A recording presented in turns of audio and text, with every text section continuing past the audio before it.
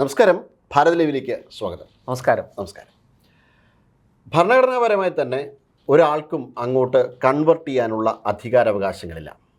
അങ്ങനെയിരിക്കെ ഇപ്പോൾ മഹാരാഷ്ട്ര സർക്കാർ മതപരിവർത്തന നിരോധന നിയമം പാസ്സാക്കി.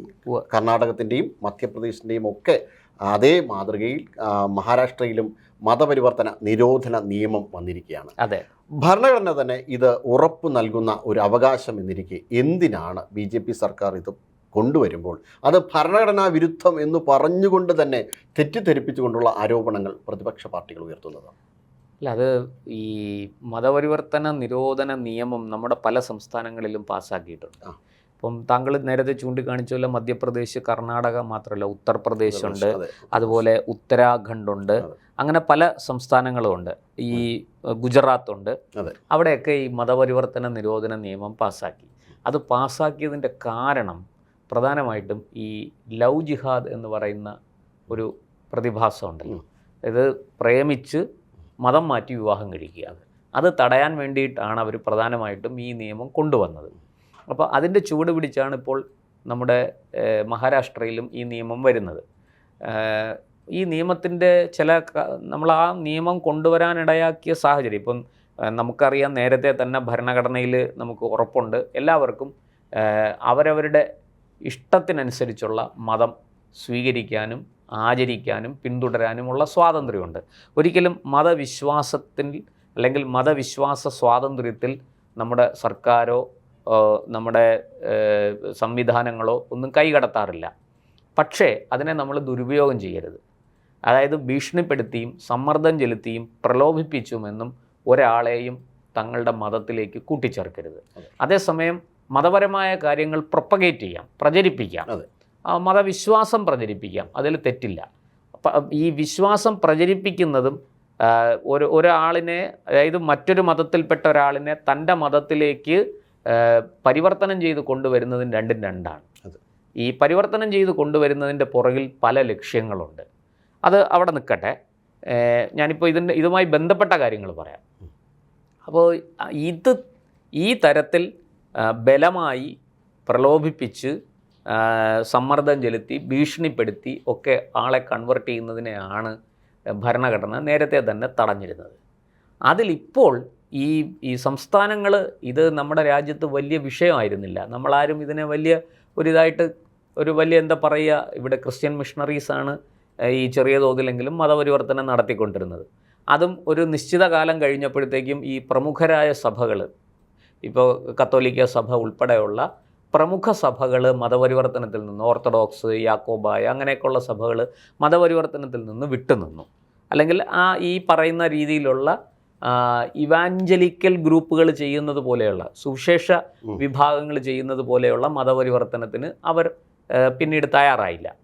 പക്ഷേ ഈ പെന്തക്കോസ്ത് പോലെയുള്ള സഭകൾ അതുമായിട്ട് മുന്നോട്ട് പോയി. അവർ കൂടുതലും ഈ പിന്നാക്ക വിഭാഗത്തിൽപ്പെടുന്ന, പട്ടികജാതി പട്ടികവർഗത്തിൽപ്പെടുന്ന ആൾക്കാരെ ലക്ഷ്യമിട്ടാണ് മതപരിവർത്തനം നടത്തിക്കൊണ്ടിരുന്നത്. അത് എന്തായാലും അതിനെ തടസ്സപ്പെടുത്തുന്ന നിയമങ്ങൾ രാജ്യത്തുണ്ടായിരുന്നു.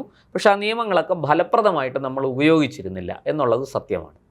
അതിവിടുത്തെ ഹിന്ദു സമൂഹത്തിൻ്റെ അലസതയും അലംഭാവവും ഒക്കെ അതിനകത്തുണ്ട്. പക്ഷേ 2014 നരേന്ദ്രമോദി സർക്കാർ കേന്ദ്രത്തിൽ അധികാരത്തിൽ വന്നതിന് ശേഷം ഇന്നിപ്പോൾ ഏതാണ്ട് 22 സംസ്ഥാനങ്ങൾ BJP ഭരിക്കുകയാണ്.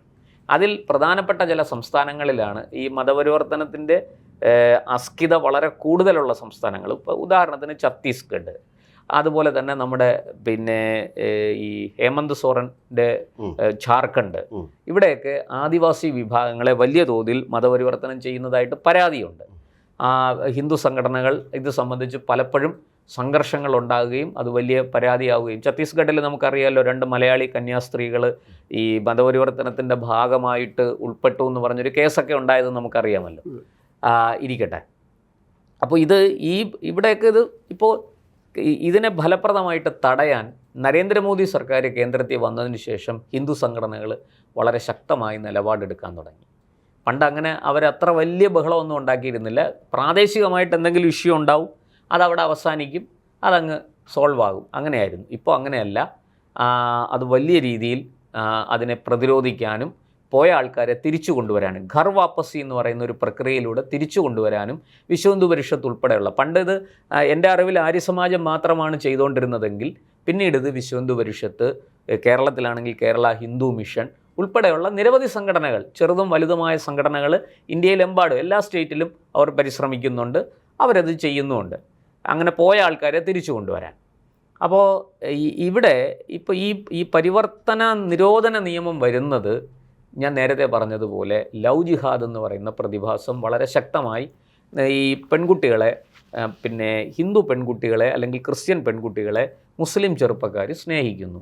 വിവാഹം കഴിക്കുന്നതിന് മുമ്പ് അവസാനം ഇവരെ വിവാഹം കഴിക്കേണ്ട സമയമാകുമ്പം ഇവരുടെ അടുത്ത് പറയുന്നു മതം മാറണം, നീ പിന്നെ ഇസ്ലാം മതം സ്വീകരിച്ചാലേ നിന്നെ വിവാഹം ചെയ്യുള്ളൂ എന്ന് പറയുകയും ഈ പെൺകുട്ടിയെ മതം മാറ്റി വിവാഹം കഴിക്കുകയും ചെയ്യുന്നു. അപ്പോൾ ഇത് വളരെ വ്യാപകമായിട്ട് നടക്കുക. ഇത് കേരളത്തിലാണ് ഇത് റിപ്പോർട്ട് ചെയ്യപ്പെടുകയും ഇത് വലിയ രീതിയിൽ വിഷയമാവുകയൊക്കെ ചെയ്തത്. അന്ന് തുടങ്ങി ഇത് എനിക്ക് തോന്നുന്നു 2009 മറ്റോ ആണ് ഇത് സംബന്ധിച്ച, 2008, 2009 കാലത്താണ് ഇത് സംബന്ധിച്ച് വാർത്തകൾ വരുന്നത്. അങ്ങനെ ആ വാർത്തകൾ ഒക്കെ വന്ന് അത് വലിയ ചർച്ചയായി, ഹൈക്കോടതിയിൽ കേസ് വരെ വന്ന് അങ്ങനെയൊക്കെയുള്ള ഒരുപാട് സംഭവങ്ങൾ ഉണ്ടായിട്ടുണ്ട്.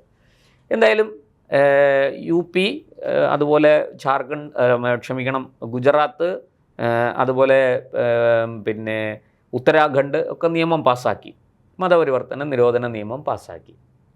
ഇപ്പോൾ മഹാരാഷ്ട്രയിലും ഈ നിയമം കൊണ്ടുവന്നിരിക്കുകയാണ്. ഈ നിയമം പറയുന്നത് എന്താണെന്ന് വെച്ചാൽ, ഈ പറയുന്നത് പോലെ നിങ്ങൾക്ക് മതവിശ്വാസത്തിൽ ഒരു കുഴപ്പമില്ല, നിങ്ങൾക്ക് ഇഷ്ടമുള്ള മതത്തിൽ വിശ്വസിക്കാം, ആരും അതിന് എതിർക്കാൻ വരില്ല. പക്ഷേ സംഘടിതമായ മതപരിവർത്തനം അനുവദിക്കാൻ പറ്റില്ല. അതായത് ഒരു പ്രദേശത്ത് ഒരു പ്രത്യേക വിഭാഗത്തിലുള്ള, ആദിവാസി വിഭാഗത്തിലുള്ളതോ, അതായത് പട്ടികവർഗ വിഭാഗത്തിലോ പട്ടികജാതി വിഭാഗത്തിലോ ഉള്ള ആൾക്കാർ കൂട്ടമായിട്ട് താമസിക്കുന്നു. അവരുടെ ഇടയിലേക്ക് മതപ്രബോധനവുമായിട്ട് കടന്നു വരികയും അവരെ കൂട്ടമായിട്ട് സംഘടിതമായിട്ട് മതം മാറ്റുകയും ചെയ്യുക, അത് അനുവദിക്കാൻ കഴിയില്ല. അങ്ങനെ ചെയ്താൽ 7 വർഷത്തെ തടവും 5 ലക്ഷം രൂപ പിഴയുമാണ്. ഇനി ഇത് പട്ടികജാതി പട്ടികവർഗക്കാരുടെ ഇടയിൽ ഇത് ഒരിക്കൽ ശിക്ഷിക്കപ്പെട്ട അതേ ആൾക്കാർ വീണ്ടും ആ കുറ്റം അത് ആവർത്തിച്ചാൽ അത് ഈ 7 വർഷം എന്നുള്ളത് 10 വർഷത്തിലേക്ക് ശിക്ഷ പോവും, വീണ്ടും 5 ലക്ഷം രൂപ പിഴയും. പിന്നെ അതുപോലെ അല്ലാതെ തന്നെ ഭീഷണിപ്പെടുത്തി പ്രലോഭിപ്പിച്ച് ഒക്കെ ഇൻഡിവിജ്വലായിട്ട് വ്യക്തിപരമായിട്ട് മതം മാറ്റാൻ ശ്രമിച്ചാൽ 3 വർഷത്തെ തടവ്, 1 ലക്ഷം രൂപ പിഴ, 1 വർഷത്തെ തടവ്, 1 ലക്ഷം രൂപ പിഴ, ഇങ്ങനെയൊക്കെയാണ്. അത് വകുപ്പുകൾ അനുസരിച്ചാണ് കുറ്റം തെളിയിക്കപ്പെട്ടാൽ ശിക്ഷ കിട്ടുക. ഇതാണിപ്പോൾ നിയമം. ഇത് അവർ ഈ മാർച്ചിൽ തന്നെ ഈ നിയമം സഭയിൽ അവതരിപ്പിക്കുകയൊക്കെ ചെയ്തതാണ്. ഇത് ആഗസ്റ്റ് 28 ഇത് നിയമമാവും. ഈ മാനിപ്പുലേഷൻ എന്താണ് ഇതിനകത്ത് പ്രൊവിഷൻ ഉള്ളത്? അതായത് നേരത്തെ പറഞ്ഞതുപോലെ രീതിയിൽ കൊണ്ടുവരാം. അല്ല, അതിൽ മാനിപ്പുലേഷൻ എന്ന് പറഞ്ഞാൽ ഏറ്റവും പ്രധാനപ്പെട്ടതാണ്, വിവാഹത്തിന് വേണ്ടി മതപരിവർത്തനം അനുവദിക്കാൻ പറ്റില്ല.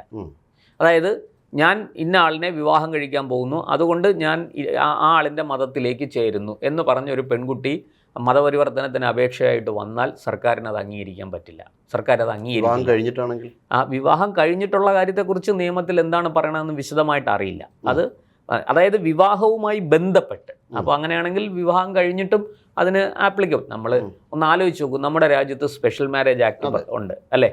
അതായത് 2 വ്യക്തികൾ, ഒരു സ്ത്രീയും പുരുഷനും, അവർക്ക് ഏത് മതവിഭാഗത്തിലോ ഏത് ജാതിയിലോ പെട്ടവരാകട്ടെ, അവർ പ്രായപൂർത്തി ആയവരാണെങ്കിൽ അവർക്ക് ഇഷ്ട അനുസരണം ഒരുമിച്ച് ജീവിക്കാം, വിവാഹം കഴിക്കാം, കുടുംബം ഉണ്ടാക്കാം. അതിൽ ഇവിടെ നിയമം വളരെ സ്ട്രോങ് ആണ്. അപ്പോൾ വിവാഹം കഴിഞ്ഞിട്ട് ഇവർ ഇത്തരത്തിലുള്ളൊരു മതം മാറ്റം നടത്തുകയാണെങ്കിൽ അതും കുറ്റകൃത്യത്തിൻ്റെ ഗണത്തിൽ തന്നെ പെടും എന്നാണ് ഞാൻ മനസ്സിലാക്കുന്നത് ഈ നിയമം അനുസരിച്ച്. നമുക്കതിൻ്റെ കൂടുതൽ വിശദാംശങ്ങൾ ഈ കരടൊന്നും കൈ കിട്ടിയിട്ടില്ല, ഉണ്ടെങ്കിലേ നമുക്കത് വായിച്ച് മനസ്സിലാക്കാൻ പറ്റും.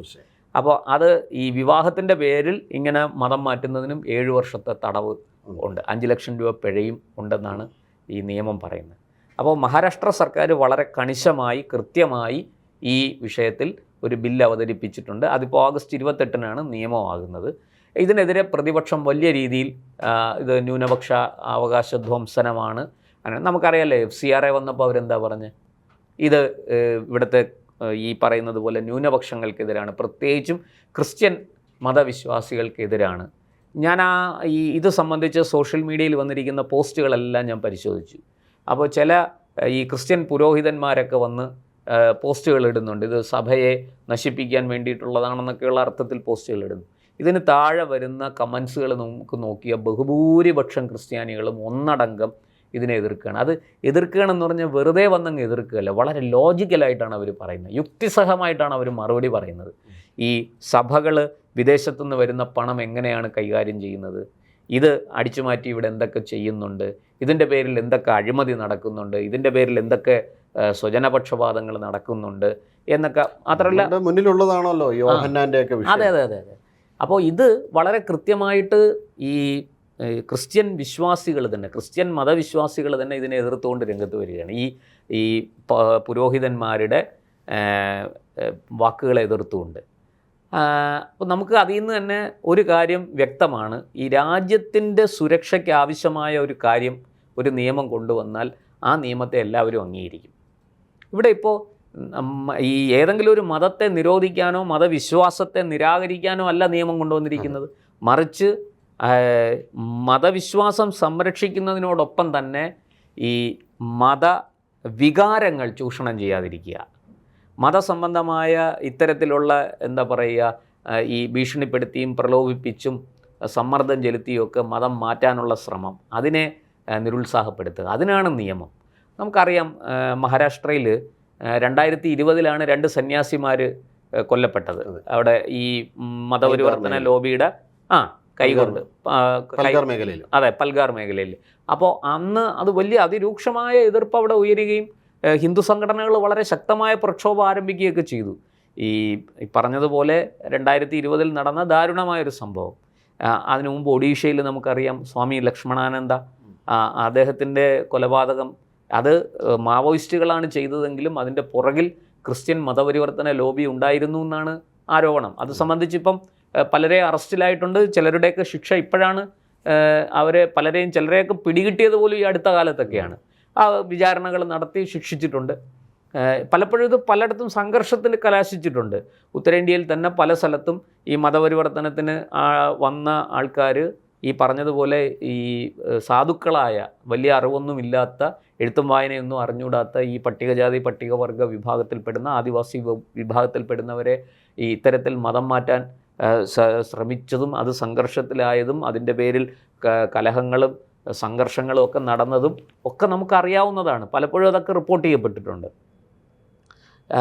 അത് ആ തരത്തിൽ ഇത് സംഘർഷത്തിലേക്കോ കലഹത്തിലേക്കോ പോകാതെ കൃത്യമായി നിയമം മൂലം ഇതിനെ കൈകാര്യം ചെയ്യണം എന്നുള്ളത് കൊണ്ടാണ് ഈ സംസ്ഥാന സർക്കാരുകൾ ഇപ്പോൾ ഇതിന് ഈ തരത്തിലുള്ള നിയമങ്ങൾ കൊണ്ടുവരുന്നത്. മതപരിവർത്തന നിരോധന നിയമം മുമ്പ് ഇത് തമിഴ്നാട്ടിൽ ജയലളിത പാസ്സാക്കിയിരുന്നതാണ്. പിന്നീട് ജയലളിത ബില്ല് പിൻവലിച്ചു. നമുക്കറിയാവുന്നതാണത്. തമിഴ്നാട്ടിലും ആന്ധ്രയിലും വലിയ രീതിയിലാണ് ഈ ക്രിസ്ത്യൻ കൺവേർഷൻ നടന്നുകൊണ്ടിരിക്കുന്നത്. നമ്മൾ തിരുപ്പതിയിലൊക്കെ തിരുപ്പതിയിൽ അതെ അതെ അതെ അത് ആ ക്ഷേത്രവുമായി ബന്ധപ്പെട്ട് പോലും അത് വലിയ ഇഷ്യൂസ് ഉണ്ടായതാണ്. അപ്പോൾ അങ്ങനെയൊന്നും പോകാതെ ജനങ്ങൾ തമ്മിൽ, രണ്ട് വിഭാഗങ്ങൾ തമ്മിൽ ഒരു ഏറ്റുമുട്ടലിലേക്ക് പോകാതെ ഇതിനെ നിയമം കൊണ്ട് ഇതിനെ ഒരു പരിഹാരം ഉണ്ടാക്കുക. അപ്പോൾ ഇത് ഇന്ന കാര്യം നിരോധിച്ചിരിക്കുകയാണ് ഇവിടെ, ഇത് ചെയ്യാൻ പാടില്ല. ഒരാൾ സ്വമേധയാ എനിക്ക് എൻ്റെ ഈ ഇന്ന മതത്തിലുള്ള വിശ്വാസം നഷ്ടപ്പെട്ടിരിക്കുന്നു, ഞാൻ ഇത്രയും കാലം ആചരിച്ചു വന്നിട്ട് എനിക്കതിലുള്ള വിശ്വാസം നഷ്ടപ്പെട്ടു, ഞാൻ ഇന്ന മതത്തിൽ ചേരാൻ ആഗ്രഹിക്കുന്നു, അതിനെക്കുറിച്ച് പഠിച്ചപ്പോൾ എനിക്ക് അതാണ് കൂടുതൽ ശരിയെന്ന് തോന്നി, ഞാൻ അതിലേക്ക് ചേരാൻ ആഗ്രഹിക്കുന്നു. അങ്ങനെ മതം മാറാൻ നമുക്ക് ഈ നിയമം തടസ്സമല്ല. പക്ഷെ അതിന് ചില മാനദണ്ഡങ്ങളുണ്ട്. അത് വെറുതെ അങ്ങനെ മാറാൻ പറ്റില്ല. അങ്ങനെ മാറിക്കഴിഞ്ഞാലും അതിൻ്റേതായ രീതിയിൽ കാര്യങ്ങൾ പാലിക്കണം. അതിൻ്റെ വകുപ്പുകളും ചട്ടങ്ങളും ഒക്കെ ഉണ്ട്. അതനുസരിച്ചുള്ള നിർദ്ദേശങ്ങൾ പാലിക്കണം. അങ്ങനെ പാലിച്ചുകൊണ്ടേ ഒരാളിന് ഒരു മതം വിട്ട് മറ്റൊരു മതത്തിലേക്ക് പോകാൻ പറ്റുള്ളൂ. അതൊരു രാജ്യത്തിൻ്റെ സുരക്ഷയും അവിടുത്തെ സമൂഹത്തിലെ സമാധാനം നിലനിർത്താനും വിവിധ വിഭാഗങ്ങൾ തമ്മിൽ ഐക്യത്തോടും സ്നേഹത്തോടും കഴിയാനും വേണ്ടിയിട്ടാണ് ഈ നിയമം നിർമ്മിച്ചിരിക്കുന്നത്. അല്ലാതെ ഈ നിയമം പ്രതിപക്ഷം പറയുന്നത് പോലെ ഏതെങ്കിലും ഒരു വിഭാഗത്തെ ഒറ്റപ്പെടുത്താനോ അവരെ ഇല്ലാതാക്കാനോ വേണ്ടിയിട്ടല്ല. അനധികൃതമായ മതപരിവർത്തനം പണം കൊടുത്തും പ്രലോഭിപ്പിച്ചും ഭീഷണിപ്പെടുത്തിയും സമ്മർദ്ദം ചെലുത്തിയും പിന്നെ തെറ്റായ പ്രചാരണങ്ങളിലൂടെ, ഉദാഹരണത്തിന് രോഗശാന്തി ശുശ്രൂഷ നമുക്കറിയാം. രോഗം വന്നാൽ ആശുപത്രി പോകണം, ഡോക്ടറെ കാണണം, ചികിത്സിക്കണം. ഇവിടെ അലോപ്പതിയുണ്ട്, ആയുർവേദമുണ്ട്, ഹോമിയോയുണ്ട്, യുനാനിയുണ്ട്, പ്രകൃതി ചികിത്സയുണ്ട്. ഇങ്ങനെ വിവിധ ചികിത്സാ ധാരകളുണ്ട് നമ്മുടെ നാട്ടിൽ. അപ്പോൾ ഇതിലേതെങ്കിലും ഒരിടത്ത് പോയി ചികിത്സിക്കൂ. ഇനിയിപ്പോൾ ഈ ചികിത്സിച്ചിട്ട് മാറാത്ത ചില രോഗങ്ങളുണ്ട്, നമുക്ക് എന്ത് ചെയ്യാൻ പറ്റും? ചികിത്സിച്ചുകൊണ്ടേ ഇരിക്കുക. മനുഷ്യൻ എന്തായാലും ജനിച്ചാൽ ഒരിക്കൽ മരിക്കും. മരണത്തെ തോൽപ്പിക്കാൻ ആർക്കും പറ്റില്ല. പിന്നെ എന്തിൻ്റെ പേരിലാണ് ഈ മതപരിവർത്തനം എന്നെനിക്ക് മനസ്സിലാകുന്നില്ല. അപ്പോൾ ഒരുപാട് വ്യാജ വാഗ്ദാനങ്ങൾ മതപരിവർത്തനക്കാർ ഇത് ഈ ഒരു കച്ചവടവുമായിട്ട് നടക്കുന്ന ആൾക്കാർ കൊടുക്കുന്നുണ്ട്. അവർക്ക് അതിൻ്റേതായ മെച്ചമുണ്ട്. വിദേശത്തുനിന്ന് പണം വരും, വിദേശ ഫണ്ടുകൾ സ്വീകരിക്കാം. പ്രത്യേകിച്ചും ആതുര ശുശ്രൂഷയുടെ പേരിൽ വലിയ രീതിയിൽ മതപരിവർത്തനം ഇന്ത്യയിൽ നടന്നുകൊണ്ടിരിക്കുകയാണ്. ഇതിനെല്ലാം മൂക്കുകയറിടാനാണ് സത്യത്തിൽ ഈ നിയമം കൊണ്ടുവരുന്നത്. ഈ നിയമം രാജ്യം മുഴുവനും നടപ്പാക്കേണ്ടതാണ് എന്നുള്ളതാണ് എൻ്റെ അഭിപ്രായം. അതേസമയം മതവിശ്വാസത്തിന്മേലുള്ള സ്വാതന്ത്ര്യം അങ്ങനെ തന്നെ തുടരുകയും ചെയ്യും. അതിനകത്ത് ഒരു സർക്കാരും ഇടപെടില്ല, അത് ഇടപെടേണ്ട കാര്യവുമില്ല. വ്യക്തിയുടെ സ്വാതന്ത്ര്യം സംരക്ഷിക്കുകയും വേണം. ഒരു വ്യക്തിക്ക് എനിക്ക് ഏത് മതത്തിൽ വേണമെങ്കിലും ചേരാം. നാളെ ഞാൻ ഒരു മതത്തിലും വിശ്വസിക്കുന്നില്ല എന്ന് പ്രഖ്യാപനം നടത്താനും എനിക്ക് സ്വാതന്ത്ര്യമുണ്ട്. മതവിശ്വാസം സ്വീകരിക്കുന്നത് പോലെ തന്നെ മതത്തെ നിരാകരിക്കാനുള്ള സ്വാതന്ത്ര്യവും നമ്മുടെ നാട്ടിലുണ്ട്. മതനിരാസവും അനുവദനീയമാണ്. അപ്പോൾ ഇതെല്ലാം നിയമം മൂലം കൃത്യമായിട്ട് നിർവചിച്ചിരിക്കുകയാണ്. അല്ലാതെ ഇത് പ്രതിപക്ഷം പറയുന്നത് പോലെ ഏതെങ്കിലും ഒരു വിഭാഗത്തെ നശിപ്പിക്കാനോ അവരുടെ വിശ്വാസത്തെ അല്ലെങ്കിൽ അവരുടെ മതപരമായ അനുഷ്ഠാനങ്ങളെ ഒക്കെ തകർക്കാനോ അതിലെ വിശ്വാസികളെ പിന്നെ ആ വിശ്വാസത്തിൽ നിന്ന് അടർത്തിയെടുക്കാനോ ഒന്നും വേണ്ടിയിട്ടുള്ളതല്ല ഈ നിയമം രാജ്യത്ത് സമാധാനവും ശാന്തിയും നിലനിർത്താൻ വേണ്ടിയിട്ടുള്ളതാണ്, അല്ലാതെ മറ്റൊന്നിനും വേണ്ടിയിട്ടുള്ളതല്ല. തീർച്ചയായും മതം ഒരു അനൈക്യത്തിന് വേണ്ടിയിട്ടുള്ള ഉപാധിയാകരുത്, ഉപകരണമാകരുത്. അതിനു വേണ്ടിയിട്ടാണ് മഹാരാഷ്ട്ര സർക്കാർ ഇപ്പോൾ മതം മനുഷ്യനെ മയക്കുന്ന കറുപ്പാകരുത്, മാർക്സിൻ്റെ ഭാഷയിൽ പറഞ്ഞത്. അപ്പോൾ അത്തരത്തിൽ ഒരു മതപരിവർത്തന നിരോധന നിയമം കൊണ്ടുവന്നിരിക്കുന്നത്. എന്തായാലും അതിനെപ്പോലും മാനിപ്പുലേറ്റ് ചെയ്യാനോ അതിനെപ്പോലും തൃണവത്ഗണിച്ചുകൊണ്ട് അതിനെ മറ്റൊരു രീതിയിലേക്ക് ചിത്രീകരിക്കുവാനോ ഒക്കെയാണ് പലപ്പോഴും പ്രതിപക്ഷം ശ്രമിക്കുന്നത്. പക്ഷേ രാജ്യത്തിൻ്റെ സുരക്ഷയ്ക്കും രാജ്യത്തെ മനുഷ്യർ തമ്മിലുള്ള ഇഴയെടുപ്പത്തിനും ചില നിയമങ്ങൾ ആവശ്യമാണ്, നിബന്ധനകൾ ആവശ്യമാണ്. നമസ്കാരം.